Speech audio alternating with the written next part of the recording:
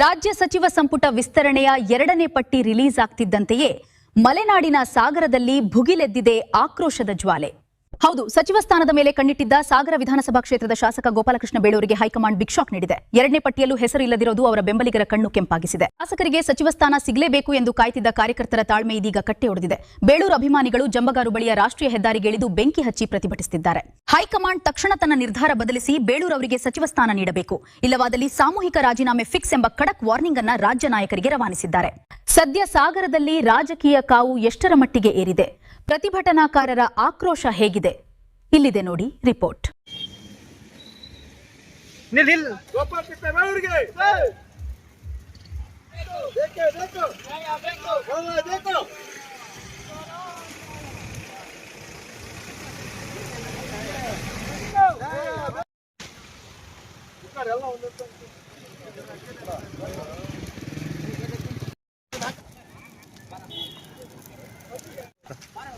देखो देखो धिक्कार धिक्कार ಹೈಕಮಾಂಡ್ ಧಿಕ್ಕಾರ ಧಿಕ್ಕಾರ ಧಿಕ್ಕಾರ ಕೊಡುವಂತ ಪ್ರತಿಭಟನೆ ಮಾಡ್ತಾ ಇದ್ದೀವಿ. कांग्रेस सरकार के कांग्रेस सरकार के वरिष्ठ के वरिष्ठ के राहुल गांधी के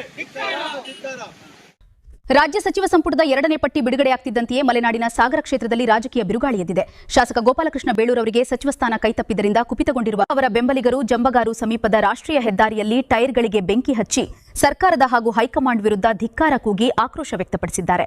ನಿರಂತರವಾಗಿ ಪಕ್ಷಕ್ಕಾಗಿ ಹಾಗೂ ಕ್ಷೇತ್ರಕ್ಕಾಗಿ ಶ್ರಮಿಸುತ್ತಿರುವ ಬೇಳೂರು ಅವರಿಗೆ ಸಚಿವ ಸ್ಥಾನ ನೀಡದೆ ಹೈಕಮಾಂಡ್ ಅನ್ಯಾಯ ಮಾಡಿದೆ ಎಂದು ಆರೋಪಿರುವ ಮುಖಂಡರು ತಕ್ಷಣವೇ ನಿರ್ಧಾರ ಮರುಪರಿಶೀಲಿಸುವಂತೆ ಆಗ್ರಹಿಸಿದ್ದಾರೆ.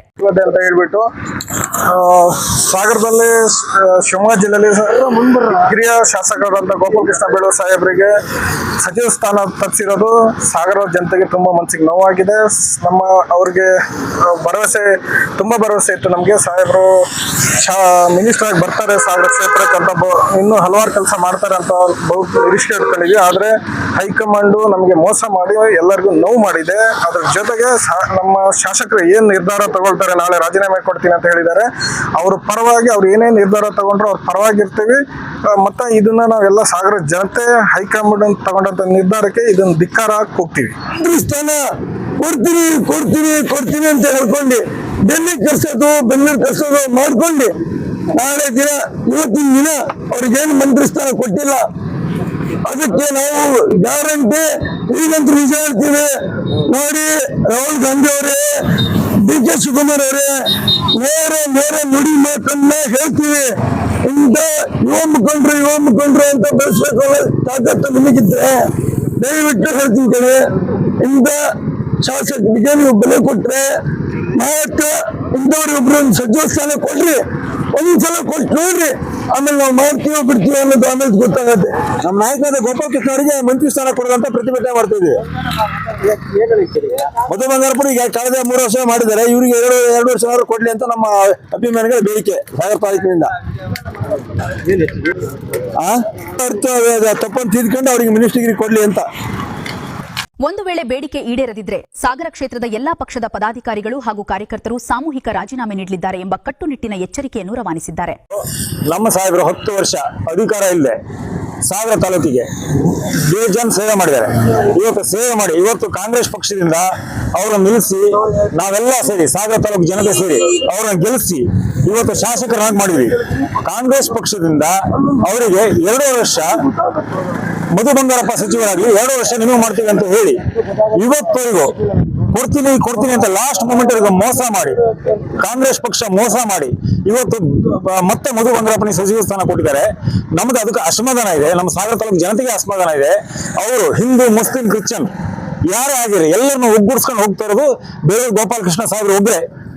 ಇಡೀ ಕರ್ನಾಟಕದಲ್ಲಿ ಬೇಳೂರು ಗೋಪಾಲಕೃಷ್ಣ ಸಾಹೇಬ್ರು ಅಂದ್ರೆ ಅದು ಒಂದು ಮಹತ್ವದ ವ್ಯಕ್ತಿ. ಅದು ಬಂಗಾರಪ್ಪ ಬಿಟ್ರೆ ನೆಕ್ಸ್ಟ್ ಇರೋದೇ ಬೇಳೂರು ಗೋಪಾಲಕೃಷ್ಣ. ಆ ಜಾಗದಲ್ಲಿ ಅವ್ರಿಗೆ ಇವತ್ತು ಸಚಿವ ಸ್ಥಾನ ಕೊಡ್ತೀವಿ ಅಂತ ನೀವು ಮೋಸ ಮಾಡಿದ್ರಿಂದ ಇವತ್ತು ನಾವು ಸಣ್ಣ ರೀತಿಯಲ್ಲಿ ಪ್ರತಿಭಟನೆ ಮಾಡ್ತಾ ಇದೀವಿ. ನೆಕ್ಸ್ಟ್ ನಾವು ಇದೇ ತರ ನಮ್ಮ ಸಾಹೇಬರಿಗೆ ಮೋಸ ಮಾಡ್ತಾ ಬಂದ್ರೆ ನಾವು next DC office, taluk office ಪೂರ್ತಿ ಸಾಗರ ತಾಲೂಕೆ ಬಂದ್ ಮಾಡಿ ನಾವು ಉಗ್ರವಾದ ಹೋರಾಟ ಮಾಡ್ತೀವಿ.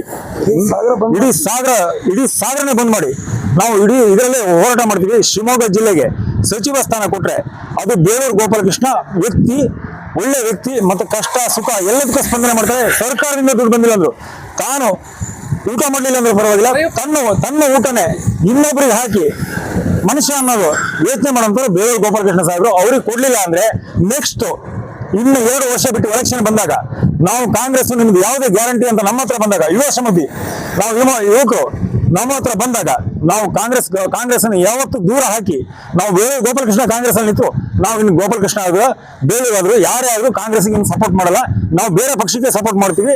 ಇವತ್ತು ನೀವು ಕೊಟ್ಟರೆ ಬೇಲೂರು ಗೋಪಾಲಕೃಷ್ಣ ನೆಕ್ಸ್ಟ್ ನೀವು ಕಾಂಗ್ರೆಸ್ ಜೊತೆ ನಾವು ಇರ್ತೀವಿ. ಸಚಿವ ಸ್ಥಾನ ವಂಚಿತ ಶಾಸಕ ಗೋಪಾಲಕೃಷ್ಣ ಬೇಳೂರವರ ಮುಂದಿನ ನಡೆ ಹಾಗೂ ಈ ಬಂಡಾಯದ ಬಿಸಿಗೆ ಹೈಕಮಾಂಡ್ ಹೇಗೆ ಪ್ರತಿಕ್ರಿಯಿಸಲಿದೆ ಎಂಬುದು ತೀವ್ರ ಕುತೂಹಲ ಕೆರಳಿಸಿದೆ.